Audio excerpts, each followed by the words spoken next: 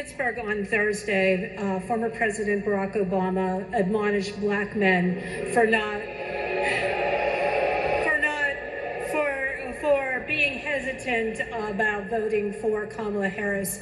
I was wondering if you could contrast your approach to hesitant voters and how you tried to earn them over. You know, first of all, I don't believe, whether you agree with me or disagree with me, whether you agree with Donald Trump or disagree with him, I don't believe in hectoring voters. I believe in persuading voters.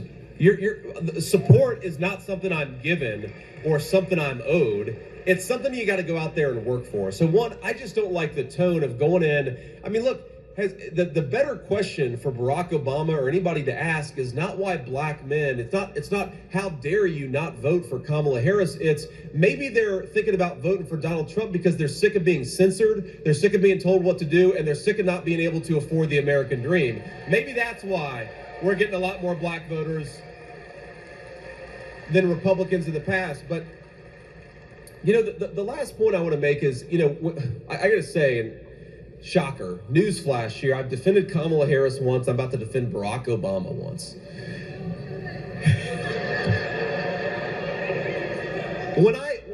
So set to the side the hectoring and the tone of Obama when he went in and talking about black voters, like whatever, obviously I just criticized that.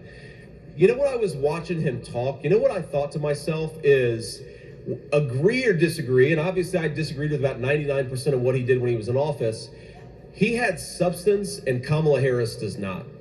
Like he actually had thoughts in his head, and what a contrast that is to Kamala Harris, who just repeats slogan after slogan after slogan. I got to be honest with you, I am offended, not as a person running to be your vice president, but as a fellow citizen. I am offended that a person who is so substanceless as Kamala Harris dares to think that she could be the president of the United States. It is a disgrace.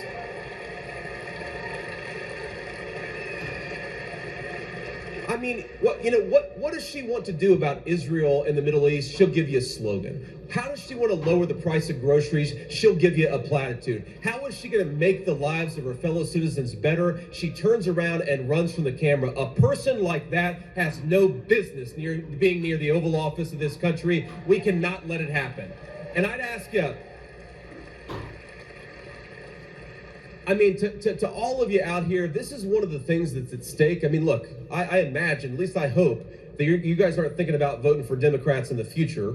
But look, we cannot reward this kind of politics where they switched Joe Biden from the ballot 2 months ago without a single vote being cast. She runs from the basement. She does a few softball interviews, and we think that person is tested enough to be president of the United States. It is insulting to American voters, and we have to reject it on November the 5th by voting for Donald J. Trump.